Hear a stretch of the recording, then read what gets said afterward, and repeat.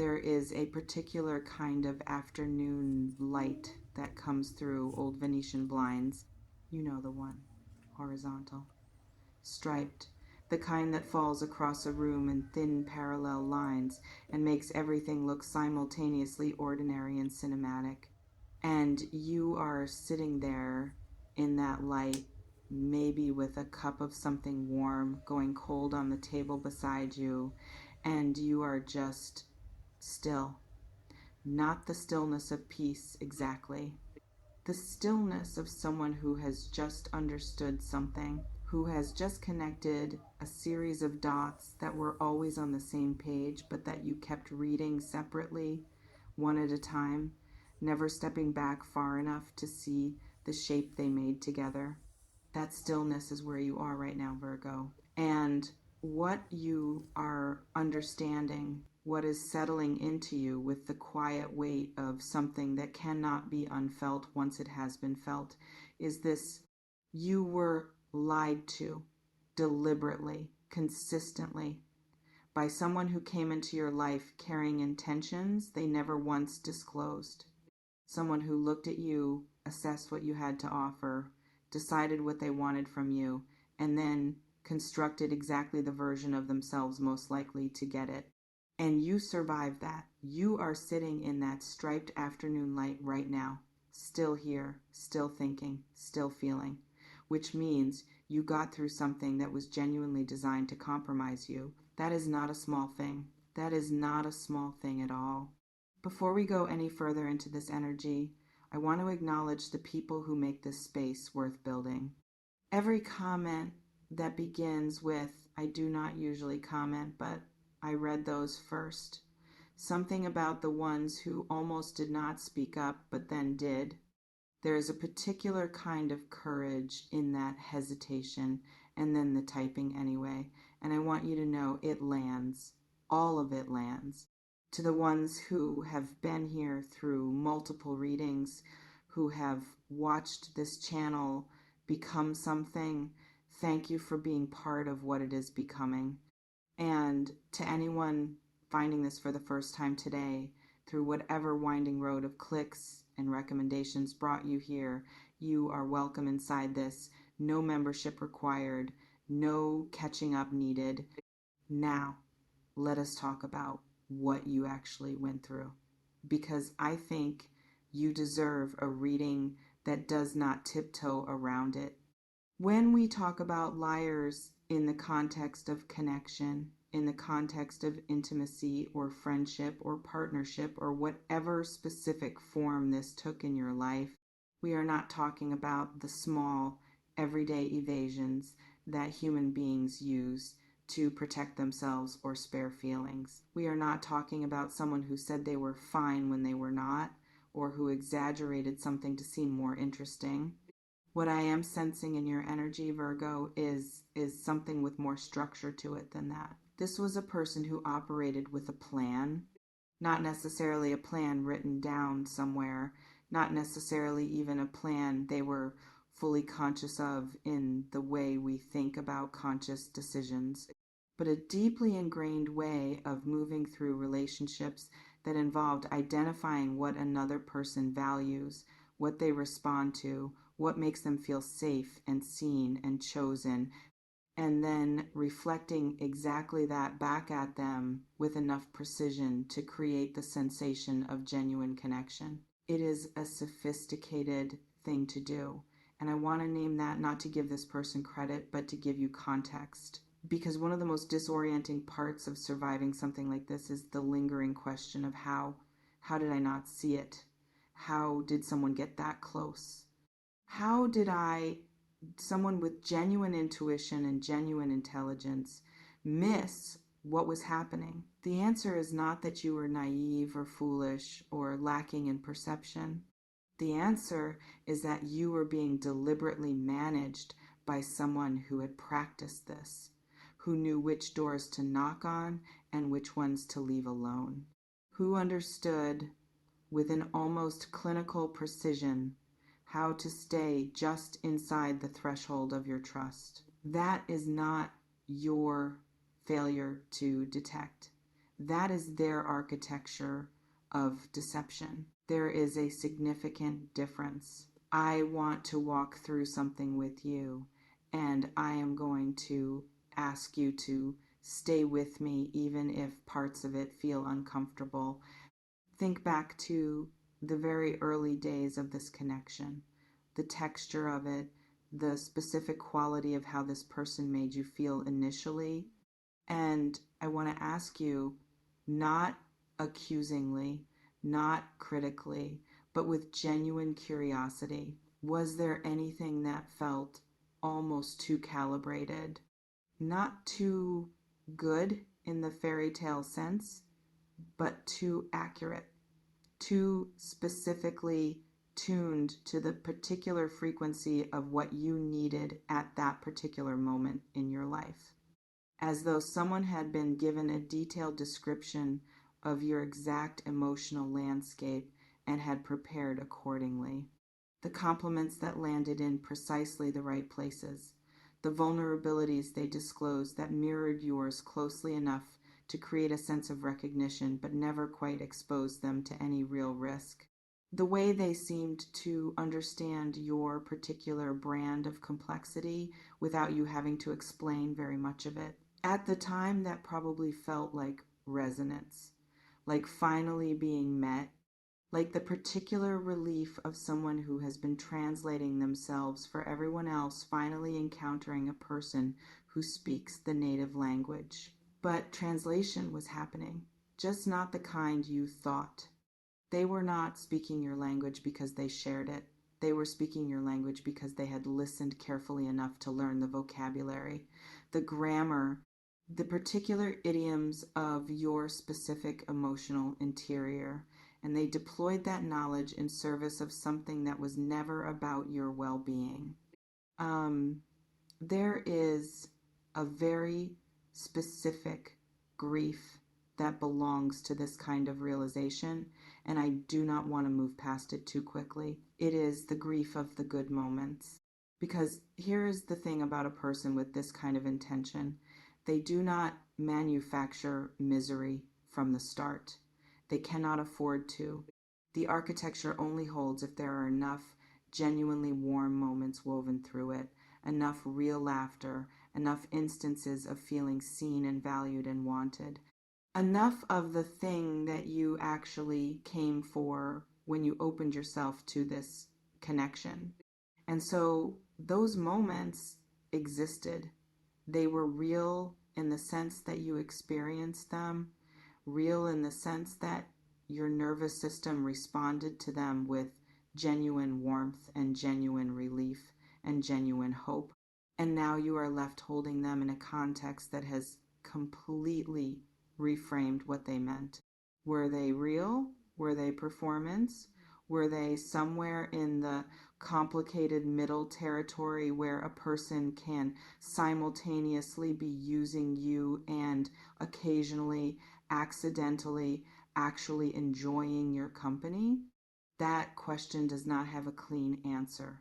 And I want to be honest with you about that rather than give you a tidy resolution that would feel satisfying for about 15 minutes and then ring hollow.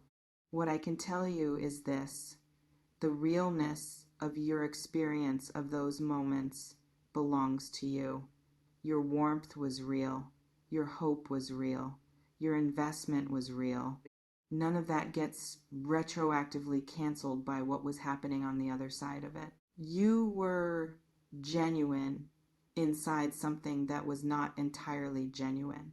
That says everything about the quality of who you are and nothing damaging about your judgment. Grieve the good moments if you need to. They deserve to be grieved properly. Just do not let the grief convince you that your openness was the problem. Now I want to talk about the intentions, the terrible intentions that this reading is naming directly, because I think it is important to look at this clearly rather than speaking around it in language so cushioned it loses its accuracy. This person did not stumble into causing you harm. They did not accidentally take more than they gave. They did not simply have different communication styles or attachment patterns or emotional availability than you. They came in with an agenda.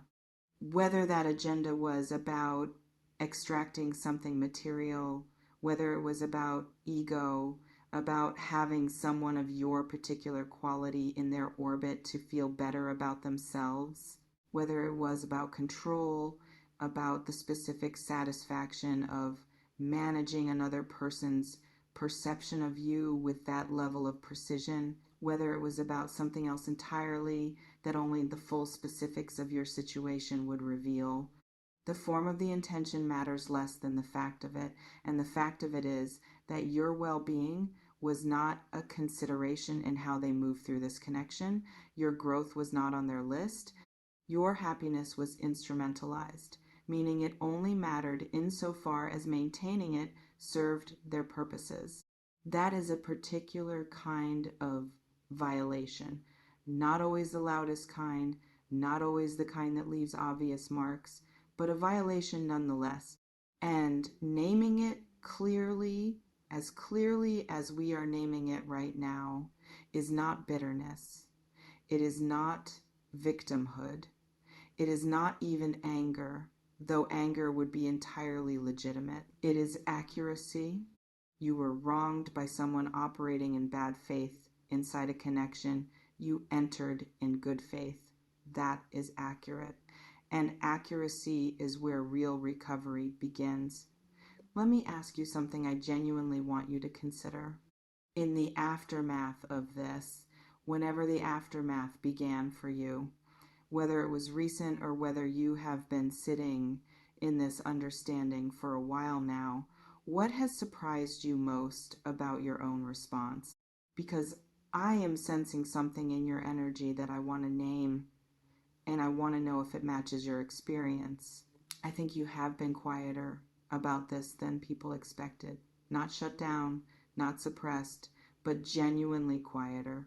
Like someone who received very significant news and chose to sit with it in private rather than immediately broadcasting the shock and the hurt and the outrage to everyone within reach. There is a particular kind of processing that happens in that quiet. It is not the absence of feeling. It is feeling taken seriously enough to be given real space rather than being performed for an audience. And in that quiet, I think you have been doing something remarkable without fully recognizing it as remarkable. You have been separating yourself from the narrative this person built around you, brick by brick, assumption by assumption. The identity they handed you, the role they cast you in within the story they were telling, you have been quietly, steadily, almost instinctively refusing to stay in it. That is not a small act. That is an act of profound self-reclamation. And it is happening whether you have named it that way or not. Tell me in the comments if that landed. Tell me what your quiet has felt like from the inside. I want to hear it. I want to shift the energy slightly now because there is something I have not addressed yet that the cards are pulling me toward very insistently. Your survival of this is not incidental. I do not mean that in a vague spiritual way. I mean it with specificity. You surviving this particular person with these particular intentions inside this particular connection required something from you that not everyone has available. It required a core, something at the center of you that this person, despite their precision, despite their careful study of your vulnerabilities, despite their sustained effort to manage your perception of reality, could not reach, could not reshape, could not hollow out. Maybe you felt that core being pressured at times. Maybe there were moments when you genuinely did not know if you were holding on to yourself or losing yourself. Maybe the confusion was so thorough at certain points that you questioned your own perception of things in ways that frightened you. But the core held. It bent, perhaps. It may have been under more strain than you let anyone see, but it did not break. And the evidence of that is the simple fact of where you are right now, which is on the other side of this, intact enough to be examining it, clear enough to be recognizing it for what it was, whole enough to be considering what comes next. That core, that irreducible essential self that survived someone actively working against it, that is yours in a way that nothing and no one can negotiate away from you. They could not take it. They tried, perhaps in ways that were more sophisticated than obvious, and they could not take it. Sit with that for a moment. Let it mean what it means. There is something almost architectural about what has to happen now in the aftermath of surviving something like this. Think about a building that has been through a serious structural event, an earthquake, maybe, or years of slow water damage that finally made itself visible. The building is still standing. But before anyone can move back in and live there fully, comfortably, without a low hum of unease in the walls, there has to be an honest assessment, not a condemnation, not a demolition, an assessment. Where exactly did the pressure concentrate? Which walls absorbed more than they should have? What needs reinforcing? What, if anything, needs to be entirely rebuilt rather than just repaired? That assessment is the work in front of you now, and it is not punishment work. It is not the universe assigning you extra labor because you made mistakes or missed signs. It is simply the natural and necessary tending that follows a period of sustained pressure. Some of what you find during that assessment will surprise you. Some walls that you thought were damaged will turn out to be structurally fine, and some things you assumed were fine because they never made a sound will need more attention than you expected. That is the nature of honest assessment. It does not confirm your existing beliefs. It shows you what is actually there. And what is actually there in you, Virgo, from what I can sense in this energy, is more solid than this experience managed to convince you of. Far more solid. As this reading finds its way toward its close, I want to leave you with something specific rather than something general.